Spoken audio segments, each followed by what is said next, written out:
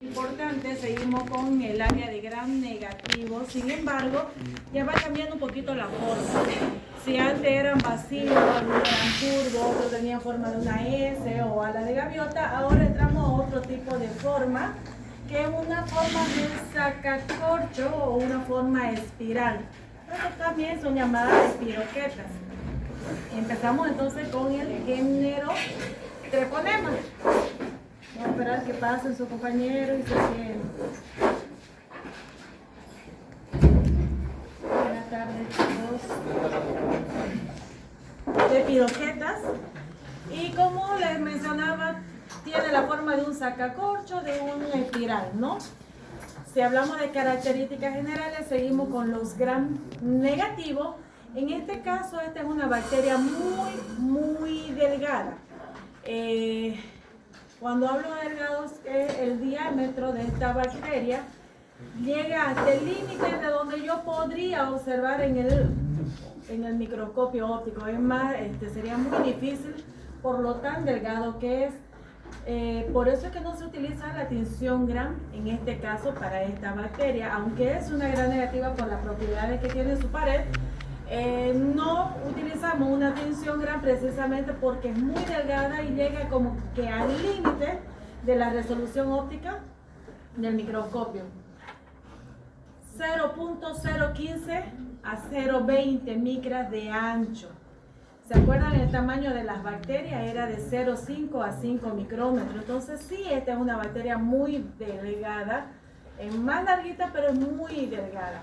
Para poder observarla utilizamos otro tipo de tinciones que ayuda a engrosar esta pared y poder verla, si quiero, con otro tipo de tinción como la tinción de plata. Y una forma que nos ayuda en observar esta bacteria, tomando una muestra y haciendo una observación directa con un microscopio ya sea de contraste o de campo oscuro, que me va a ayudar a ver el movimiento de esta bacteria, porque estoy haciendo en realidad un examen en fresco. No se desarrolla in vitro, que significa que para el diagnóstico de esta bacteria ustedes no van a solicitar nunca un cultivo, ya que este grupo de piroquetas sí o sí necesita al huésped hombre, que es el único reservorio, al humano, para poder crecer. Es muy dependiente del ser humano, entonces no lo van a poder aislar en un medio de cultivo, por eso jamás lo solicitarían como diagnóstico, pedir un cultivo buscando treponema en este caso, ¿ya? Son muy sensibles a la desecación, al calor, pero resisten bajas temperaturas, y este es un dato importante, sobre todo para una de las formas de transmisión. Si bien una de las formas de transmisión más común son las relaciones sexuales, otra forma en que se puede transmitir esta bacteria es por transfusión sanguínea. Y la sangre puede, cuando está almacenada, está a temperaturas bajas, la temperatura de una heladera, 2, 6, 7 grados, y esta bacteria podría vivir en suero o sangre hasta 48 horas. Entonces es un dato importante, sobre todo a la hora de las transfusiones sanguíneas, ¿ya? Otra característica y que es muy importante es su motilidad. Tiene una motilidad activa. Esta bacteria tiene flagelos y en realidad son endoflagelos, están en el interior, son 10 endoflagelos que están en el espacio periplasmático entre la membrana interna y externa de la bacteria. Estos 10 endoflagelos son los que van a permitir que la bacteria puedan ir de un lugar a otro. Ahora, si bien tiene una motilidad activa, esta bacteria se multiplica lentamente, alrededor de 8 horas. Ya, entonces una para que dé otra igualita debe esperar por lo menos 8 horas. Entonces es muy lento. Por eso es que vamos a ver las diferentes etapas de la enfermedad que produce esta bacteria y el tiempo en el periodo de latencia que puede haber entre una etapa y la otra. ¿Ya? Y bueno, este es un microscopio, es la bacteria Treponema pallidum, su especie pallidum, si ustedes quieren, en un microscopio de campo oscuro, y se ve muy bien la motilidad activa presente. Hay varias subespecies patógenas Tenemos treponema pallidum, subespecie pallidum, que va a producir la sífilis, que es donde nos vamos a concentrar hoy día en el estudio. Hay la subespecie pertenue, que me va a producir la Frambesia apiar, subespecie endemicum, la sífilis Becher, o la subespecie carateum, que es el mal de Pinto Pinta. Estas son treponematosis que no son venéreas, se pueden contagiar por secreciones, y no lo encontramos mucho por nuestra zona, se encuentra sobre todo más por el lado de África, Asia, donde las condiciones sanitarias son más deficientes.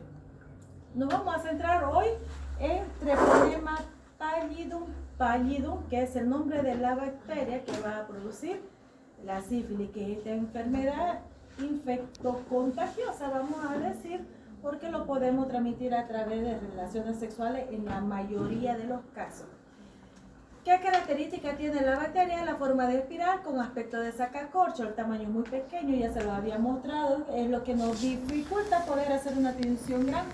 Necesitaríamos otro tipo de tinción para realizar. Motilidad positiva gracias a sus 10 endoflagelios. Sensible a desecación, calor, alguna vez importante. No crece en medio de cultivo. Tengo que recalcarlo porque ustedes no pueden solicitar como diagnóstico cultivo buscando treponema pallidum pallidum. ¿Está bien? Esta bacteria se muere fácilmente fuera del hombre. Es muy dependiente del hombre. Vamos a tener que tenemos es más otra forma de poder diagnosticar. Reservorio, el hombre exclusivamente, la transmisión principalmente por contacto sexual, pero también puede transmitirse de madre a hijo. Estamos hablando de sífilis congénita, a través de transfusiones sanguíneas o por contacto con heridas abiertas. En la primera etapa de la sífilis es muy contagiosa. Y aquí yo sigo recalcando la cuestión de bioseguridad, o cuando hablábamos de universalidad, utilizar guantes siempre, aunque conozca al paciente, aunque sea mi mejor amigo, mi mejor amiga. Si usted toca su chancro o su rociola sifilítica, que es la primera o segunda etapa y donde hay gran cantidad de treponema, si usted llegara a tener una llaga o una herida que no ha notado y la toca sin guantes, casi seguro que por ahí puede ingresar este treponema pálido. Entonces hay que tener cuidado con la bioseguridad a la hora de tocar estas llagas en estos pacientes, ¿ya? ¿No les ha pasado alguna vez que dicen ni supe cómo me hice esta herida, ni supe dónde me corté? ¿Sí? A veces no nos damos cuenta y ya tenemos una herida que podría ser una puerta de ingreso para esta bacteria, ¿ya? A tomarlo en cuenta. Entonces la sífilis es una infección por treponema pallidum, que es una espironquieta que no sobrevive periodo largo fuera del cuerpo humano. El hombre es exclusivamente necesita vivir, tener los nutrientes para poder vivir. Si no, se va a morir, ¿ya? Una vez ingresa esta bacteria, se va a ir a alojar a los ganglios linfáticos adyacente al lugar donde ingresó. Como demora en multiplicarse alrededor de 8 horas, les decía, los periodos de latencia son largos. Fíjense, tenemos en la sífilis precoz, que es la primera y segunda etapa, hasta 10 semanas después o 90 días para la primera etapa. Es bastante tiempo el periodo de latencia hasta que ustedes puedan ver algunas características, algunos signos en el paciente. En el caso de la sífilis tardía, que son pocos los pacientes que llegan a esta etapa, ya no es contagioso, ya no hay espiroqueta. Sin embargo, en esta última etapa es donde el paciente sí va a sentir dolor.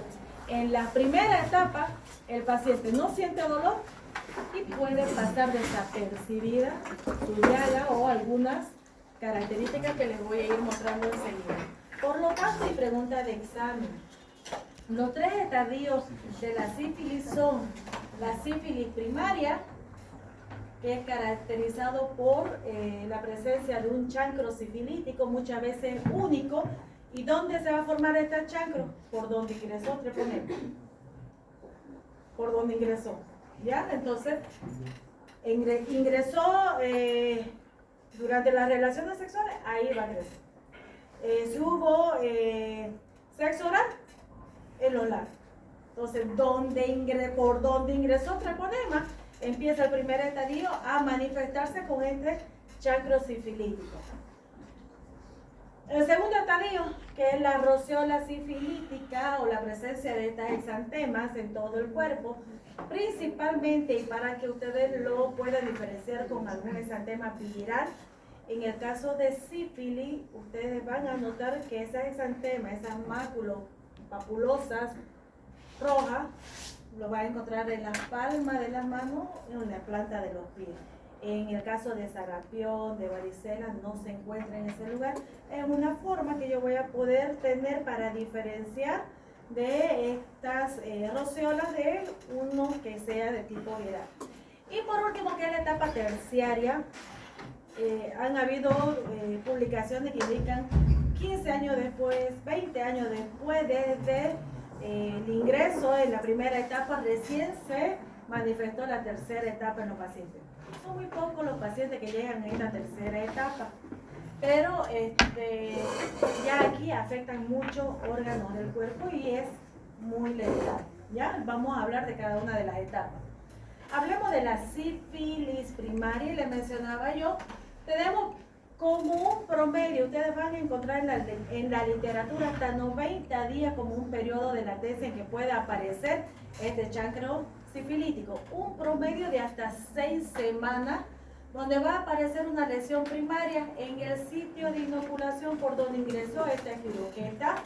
Vamos a encontrar un chancro de forma redondeada, de bordes indurados, duros los bordes, un fondo limpio con una secreción incolora.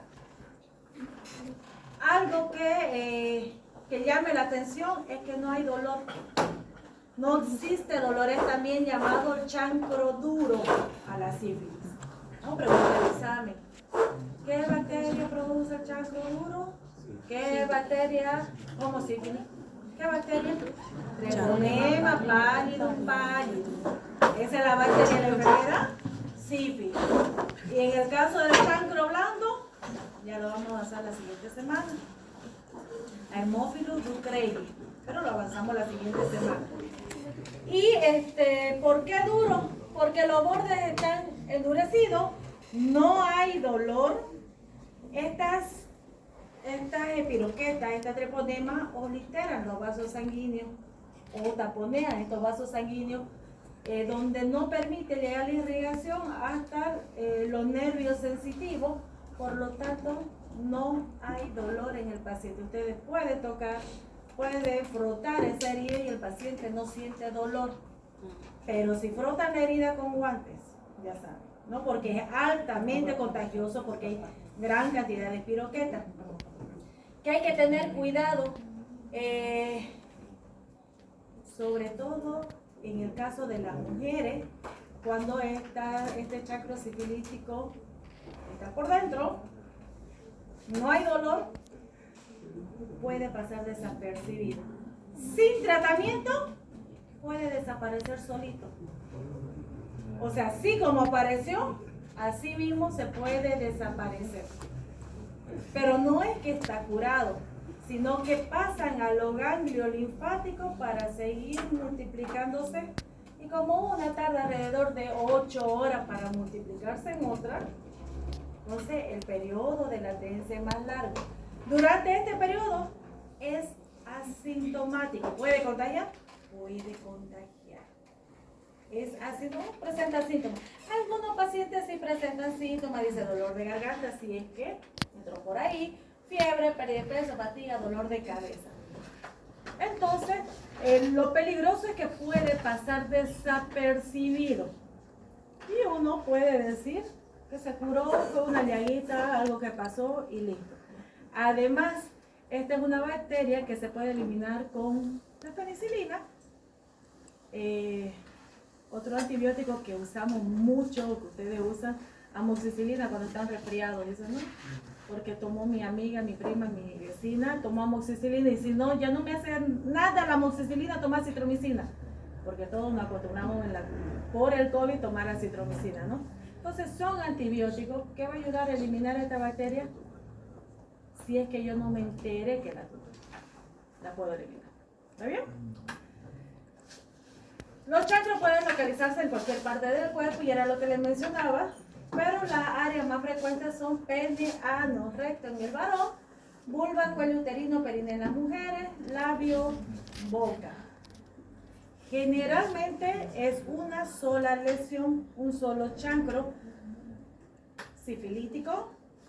Hay varios lugares donde puede encontrarse. En el caso de la mujer, zona perianal. En el lugar por donde ingresa esta bacteria, ahí se va a formar chancro sifilítico. Desaparece y se va a los ganglios linfáticos, empiezan a multiplicarse y puede pasar otro periodo más de latencia. ¿El lugar tiene que haber una herida previa para que pueda entrar la bacteria? No necesariamente, si ya está en contacto con la mucosa, ingresa. Otro tema. Dijo que taponaba la irrigación de los nervios sensitivos. ¿Esto no provocaría una necrosis? Sí, pero como ellas no se multiplican rápido, solo la taponean. Y una vez desaparecen, ellas siguen por el torrente sanguíneo y se van a los ganglios linfáticos, que es donde quieren llegar. Seguir multiplicándose porque necesita de los nutrientes del hombre para seguir multiplicándose. Así solitas no van a formar esto, pero ellas necesitan seguir arrastrando, quiere ir a ocupar todo el cuerpo humano. Y vamos a ver en la tercera etapa hasta dónde llega. ¿Ya? En la segunda etapa, sífilis secundaria, aquí se llenaron los ganglios linfáticos y entonces empiezan otra vez a salir al torrente sanguíneo. El paciente puede decir, tengo una enfermedad viral, no sé, una mononucleosis infecciosa, la enfermedad del beso, muy parecida, o no sé si me dio varicela en chico, de repente me dio, estoy con varicela, de una forma que ustedes van a poder diferenciar que en la sífilis secundaria les decía, palma de las manos y planta de los pies también se llenan de esta roceola sifilítica o esta dermatitis sifilítica. Es característico, ¿ya? En el caso de varicela, de sarampión, mononucleosis infecciosa, las plantas de los pies y las palmas de las manos no llegarían a afectarse, ¿ya? Para que se dé, miren, los síntomas típicos aparecen hasta 12 semanas después. Tardan estas epiroquetas en multiplicarse para seguir manifestándose y decir aquí estoy. Y pasa algo todavía. Estas son las lesiones escamosas que si las costras están abiertas van a tener un líquido también incoloro altamente contagioso si usted lo toca o si le dice a su compañero, ¿qué te salió a ver? Mostrarme qué tenés. Somos curiosos, ¿no? Entonces eviten, no, sean curiosos, investiguen, pero eviten pónganse guantes, ¿ya? Si llega a acaparar cuero cabelludo, puede dejar estas alopecias, quedar sin pelito en el lugar donde crecieron estas rociolas sifilíticas, ¿ya? Aquí tenemos planta de los pies, palma de la mano, tronco, extremidades, y así como apareció, desapareció también, sin tratamiento. Y el paciente muchas veces dice, era algo viral, ya pasó, ya me pasó, era viral, tuve mi varicela y me pasó. Pues no, sucede que treponema, ahora que está en mayor cantidad circulando por todo el cuerpo, va a ir a muchos órganos, a ocupar diferentes órganos. En la tercera fase o sífilis terciaria, son pocos los pacientes que llegan a esta fase, son muy pocos porque hasta antes, como estamos en un medio donde acostumbramos a tomar antibióticos y nos lo venden sin una prescripción médica. Entonces podríamos curarnos sin saber que estábamos curando tal vez una sífilis primaria o secundaria, ¿ya?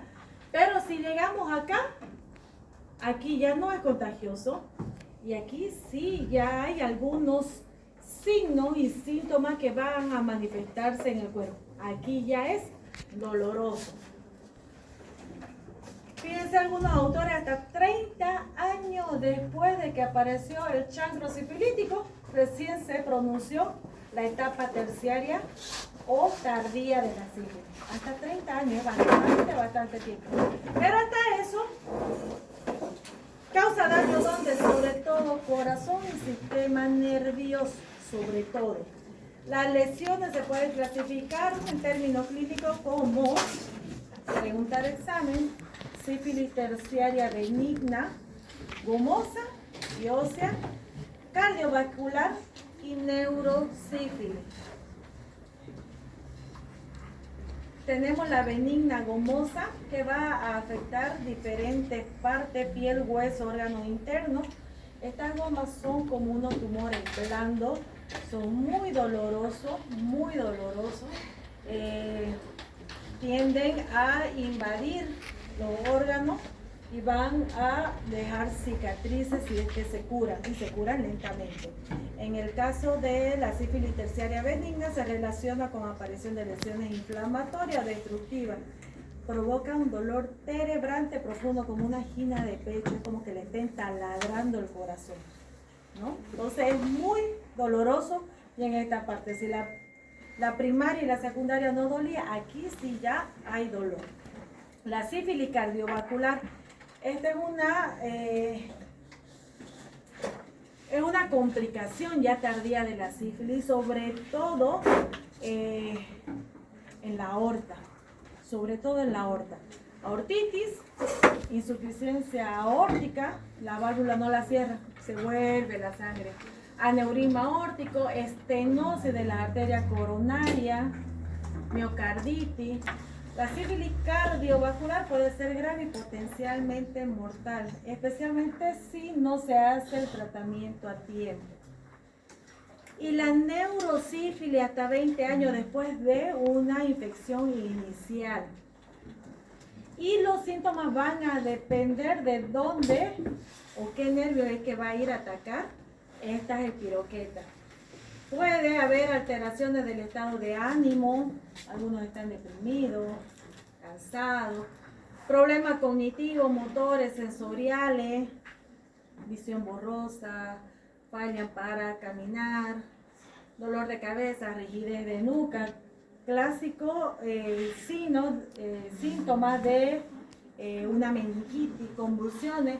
La pupila de Argyll-Robertson, no reacciona a la luz, es una pupila muy pequeñita. Esto es notorio, casi patognomónico de una neurosífilis, entonces ustedes tienen que darse cuenta de estos detalles.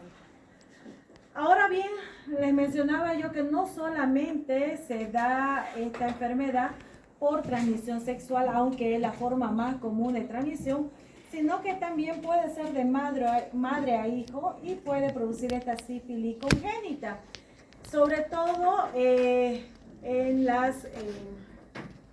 esta bacteria puede atravesar la placenta y, por suerte, dentro del programa de los controles prenatales que se hacen a la mujer en gestación, está precisamente la búsqueda de esta bacteria para evitar que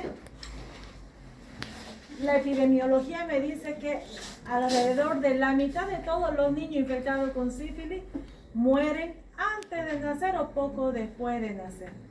Entonces la mortalidad es alta si hubo una transmisión de tipo vertical, ¿no?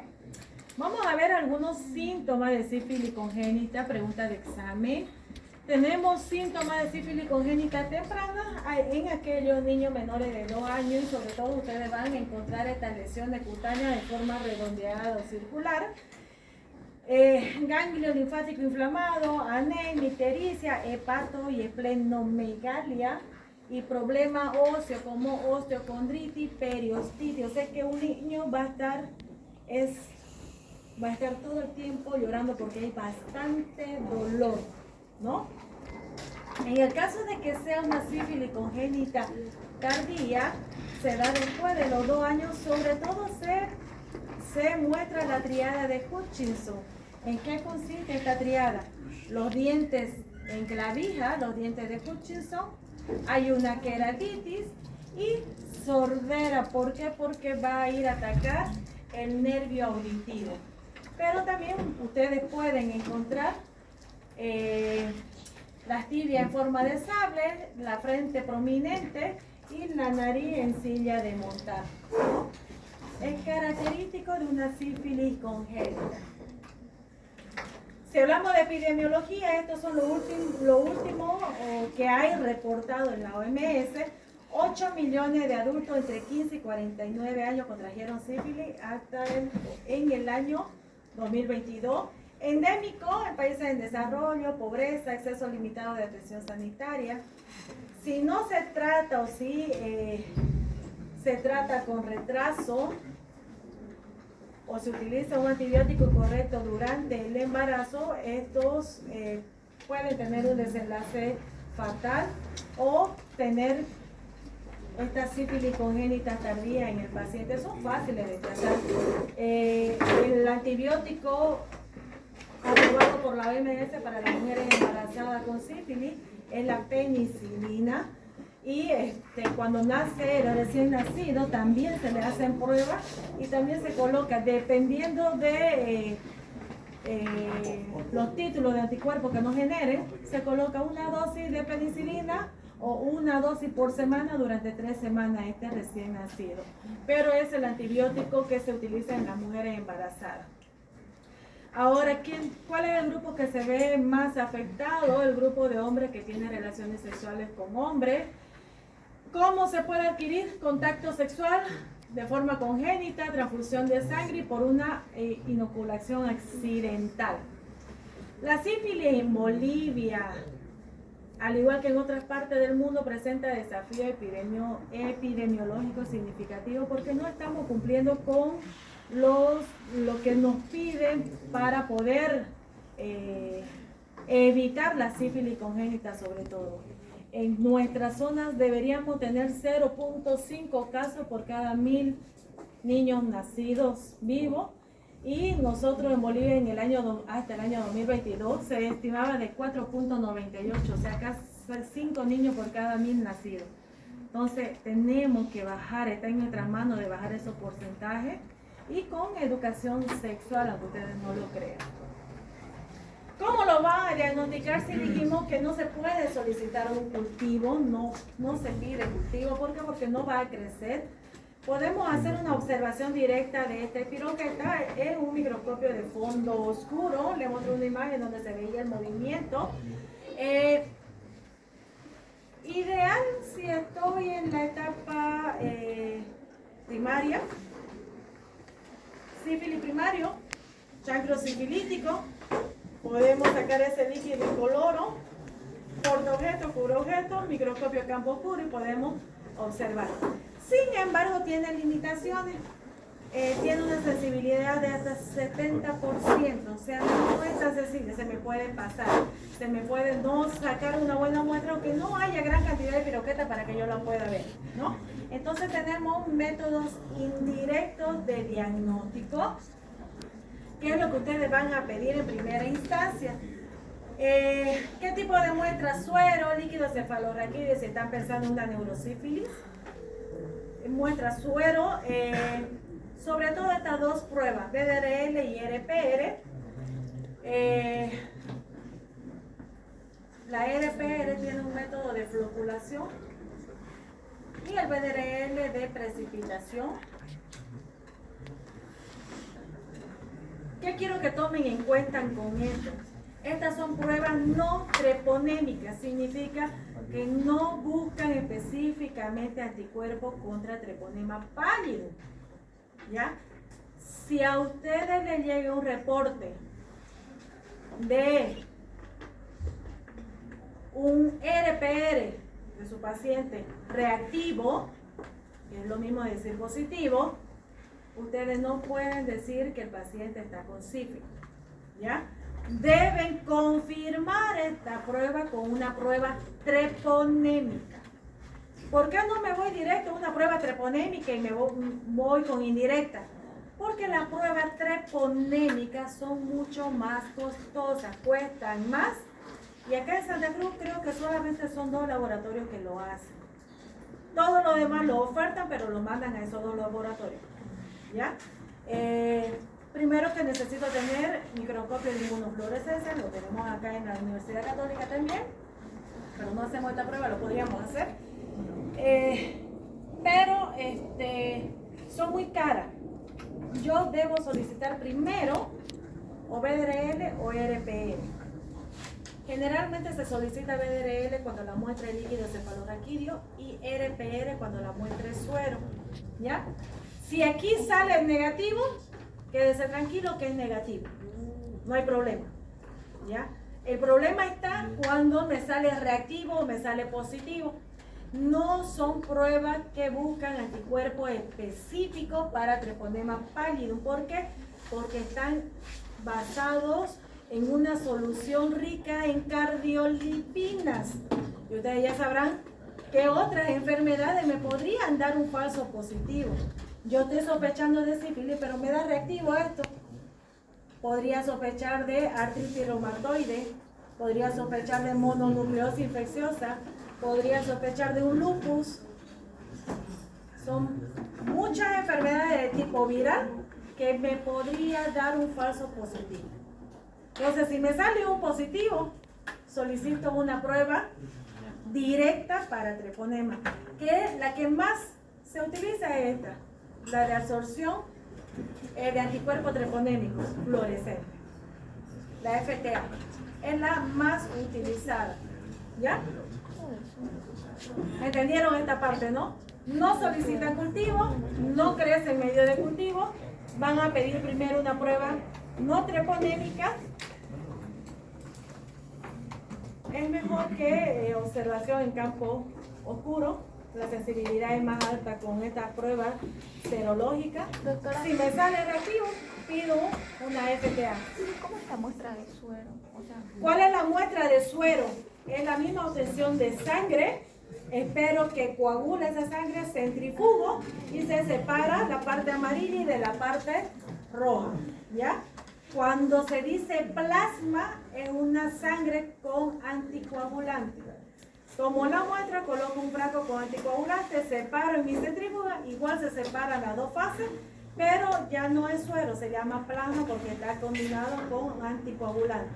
Suero es cuando no tiene ningún aditivo y debo esperar a que coagule la sangre para poder centrifugar, porque la centrifugación puede lisar los eritrocitos y voy a tener ese suero rojo todo lisado, ¿no?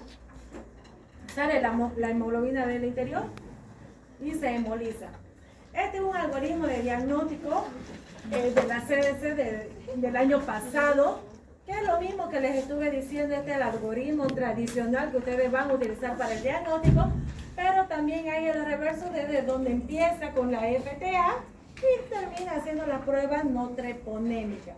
Nosotros por cuestión económica no podríamos darnos este lujo del algoritmo reverso. Tendríamos que hacer el algoritmo tradicional, ya que el BDRL y RPR lo tenemos en todos los laboratorios. ¿Ya? Prevención. ¿Cómo va a ser la prevención de la sífilis?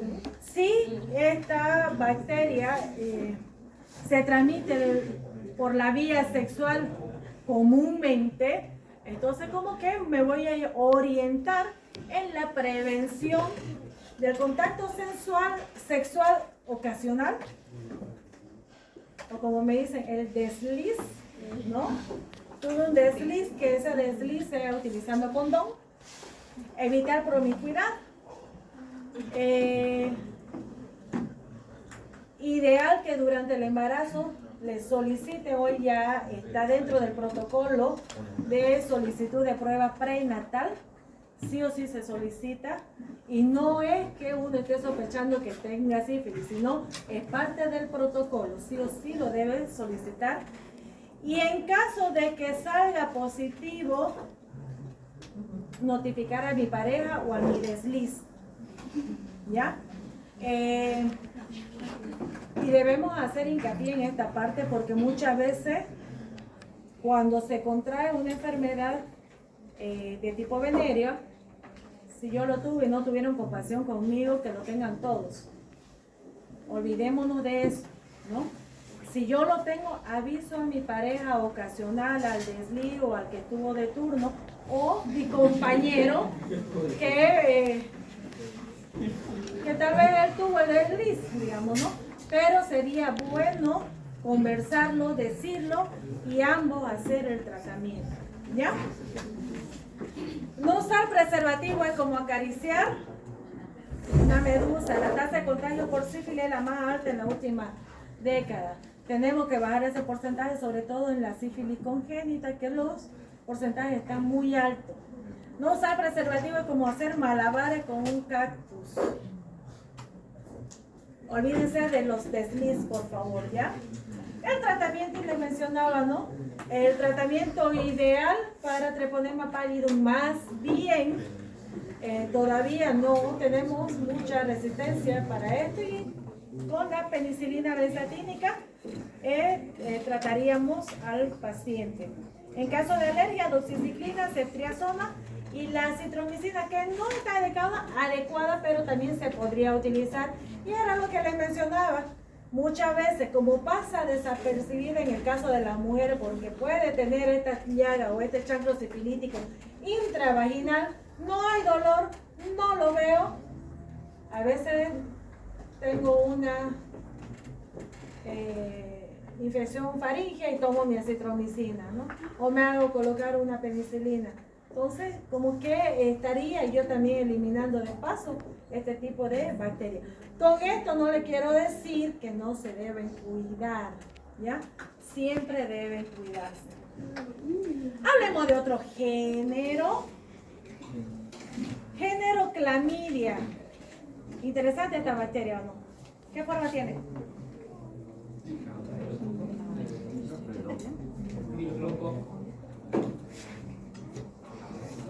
Pareciera, ¿no? Un diplococo.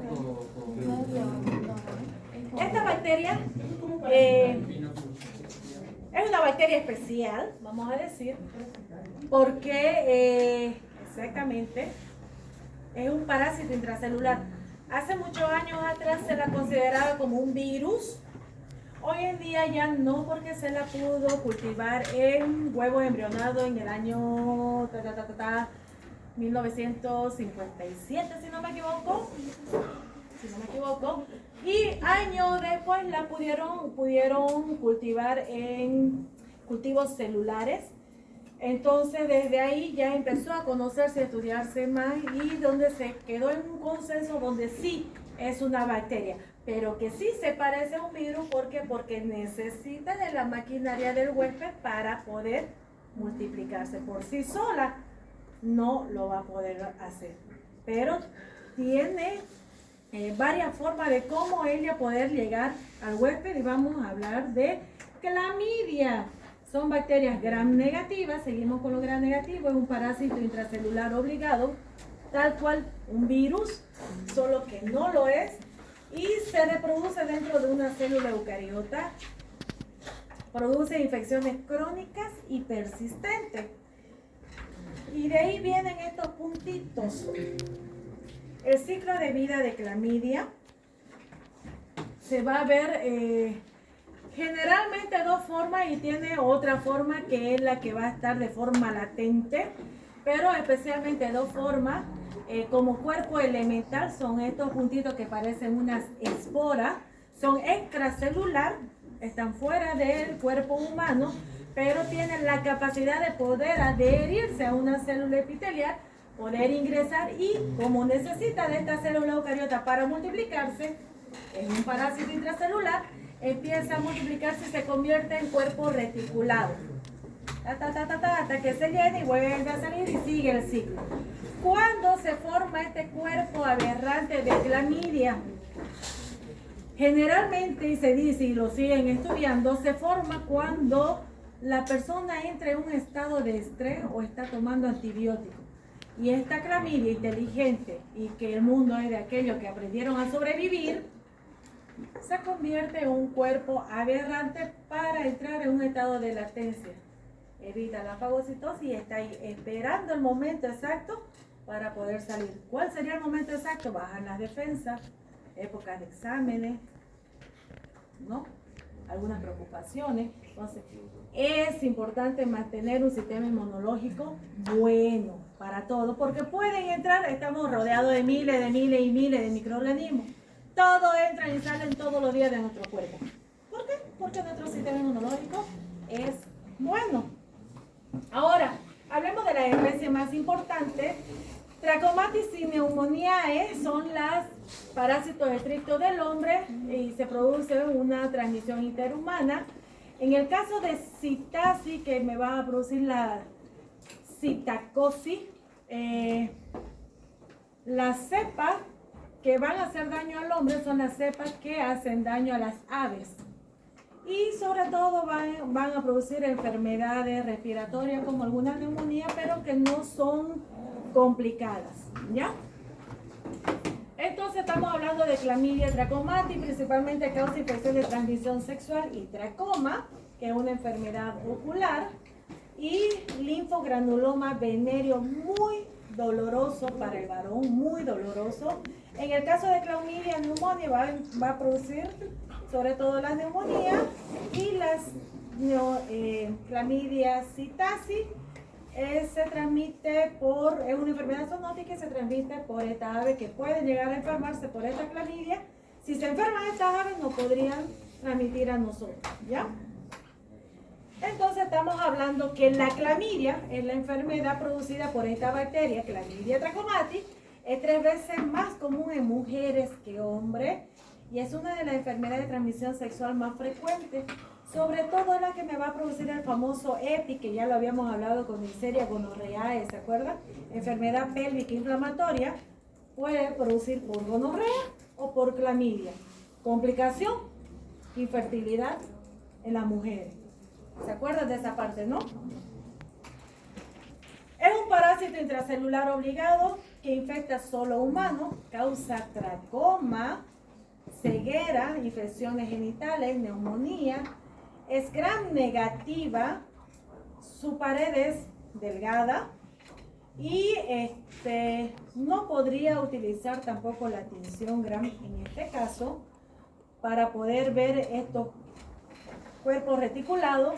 Aquí se podría utilizar mejor la tinción Giemsa, es mucho mejor para ver esta clamidia, ¿ya? Se pueden ver esas inclusiones intracelulares. Y también azul de toluidina, que es mucho más cara y que no es tan accesible como Giemsa. Les decía yo que puede producir tracoma, es una infección ocular crónica. Se ha visto que ocurre mucho de estos casos en países como África, pero que hoy en día ya lo estamos viendo en América del Sur. Hay reportes de Perú, de Brasil, de Colombia, donde se han reportado ya pacientes con tracoma por esta clamidia trachomatis, y se propaga por el contacto de las secreciones oculares o nasales de las personas infectadas. Si yo comparto toallitas, eso podría ser, es un fomite que podría llevar y traer esta bacteria y poder contagiar. Otra forma de contagio está relacionada con las moscas, donde hay gran cantidad de moscas y estamos pensando de un lugar que el saneamiento básico es bajo y sobre todo donde no hay presencia de agua. Hay que tomarlo en cuenta porque la persona no puede lavarse las manos o lavarse bien la cara. Síntomas inicialmente pueden ser leves, inespecíficos, enrojecimiento, lagrimeo, secreción ocular, fotofobia. Y a medida que avanza la infección va a producir una inflamación y cicatrización de la conjuntiva. Ustedes están viendo ahí hay una inflamación continua.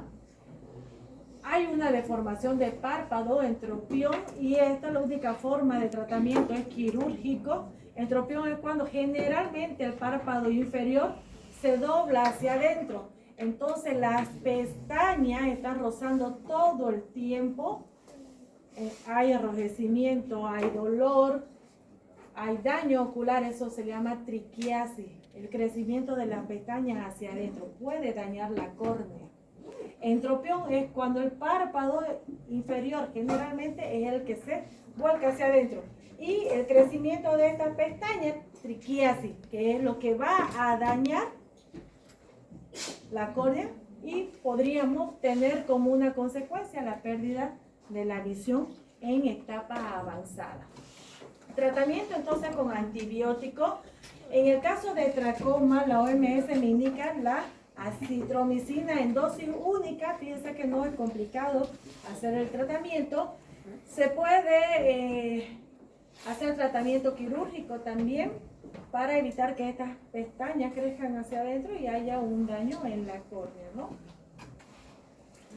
La OPS y la OMS han implementado estas medidas SAFE en su denominación en inglés, precisamente para evitar que haya porcentajes altos de clamidia en nuestra zona. ¿Y a qué se refiere SAFE? Cirugía para triquiasis, antibióticos, la higiene facial y mejora del medio ambiente. Brasil, Colombia, Guatemala, Perú, 5.6 millones de personas en riesgo por la enfermedad. ¿Será que es poco? ¿Será que es harto? Harto, ya, ¿no es cierto? En las mujeres, decíamos que no solamente ocasiona infecciones en el ojo, sino que también de transmisión sexual van a producir en las mujeres cervicitis, en los hombres uretritis, y si es extragenital, pueden ser rectal o orofaringia, pueden haber complicaciones graves. En el caso de la mujer, el famoso EPI, que va a llegar a producir una infertilidad en la mujer. Síntomas comunes: flujo vaginal anormal, dolor al orinar, dolor durante las relaciones sexuales, hay sangrado entre periodos, inflamación del cuello uterino. Estas son las complicaciones de clamidia no tratada. Se los voy a preguntar en el examen, sobre todo la EPI, pero también embarazo ectópico. ¿Puede producir infecciones recién nacidos? Sí, cuando nace por el canal vaginal puede arrastrar a esta bacteria y puede producir una conjuntivitis, o también puede aspirarlo y puede tener infección pulmonar. Toda enfermedad venérea es una puerta abierta que ingrese cualquier otro tipo de enfermedad de este mismo tipo, ¿ya? Por eso es que aumenta el riesgo del VIH. En el caso del varón, va a provocar estas uretritis, síntomas: ardor al orinar, secreción en el pene, que puede ser acuosa, lechosa o amarillenta, secreción, dolor e hinchazón en los testículos, orquitis, hay epididimitis, dolor, secreción rectal, dolor abdominal en algunos casos, puede extenderse y causar dolor en la parte baja del abdomen, fiebre en algunos casos. Si no es tratada, también puede llegar a producir una infertilidad. Aquí tenemos orquitis, inflamación de uno o dos del testículo, epididimitis, y lo mismo, ¿no? Es una puerta de ingreso para otro tipo de enfermedades. Si el varón no se hizo atender acá, la toma de muestra, no sé si recuerdan cuando vimos nuestro primer tema, debe entrar al menos 5 centímetros del hisopo por la uretra. Que venga el ex, ¿no? Y tomar la muestra. Generalmente, una forma de diagnosticar, si ahora, para evitar que ingrese tanto, se hace la toma de muestra por orina, ya les voy a mostrar en el diagnóstico. Ahora bien, si el varón no quiso atenderse, le dio vergüenza porque vio una secreción anormal, por esto sí va a ir a atenderse. Linfogranuloma venéreo. Muy doloroso, muy doloroso. Se da por otro serotipo de clamidia diferente a lo que produce clamidia en el varón. Los serotipos son L1, L2 y L3 de clamidia. Primero aparece como una ampolla o una úlcera ¿ya? Y puede desaparecer o estar desapercibida en ese lugar. Lo grave es que va a ir a los ganglios linfáticos, los va a hinchar y el dolor es terrible. Al tacto es muy doloroso. Alguna vez tenían que sentir ellos, ¿no? Entonces hay dolor, sangrado, secreción, estreñimiento, dificultad para defecar, especialmente en hombres que tienen sexo con hombre y que desarrollan proctitis, ¿no? Diagnóstico. Hace mucho se utilizaba el cultivo celular, hoy en día ya no, ya queda en desuso. Sin embargo, funcionaba muy bien el cultivo celular, pero era muy complicado. Aquí solo hasta ahora lo realiza el Senetron. Hoy lo dejamos como una segunda opción. La primera opción va a ser NAT o como ustedes lo conocen, el PCR, buscando el DNA de clamidia, tal cual. Muestra, la preferida para el hombre, la muestra de orina, antes que una secreción uretral, ¿no?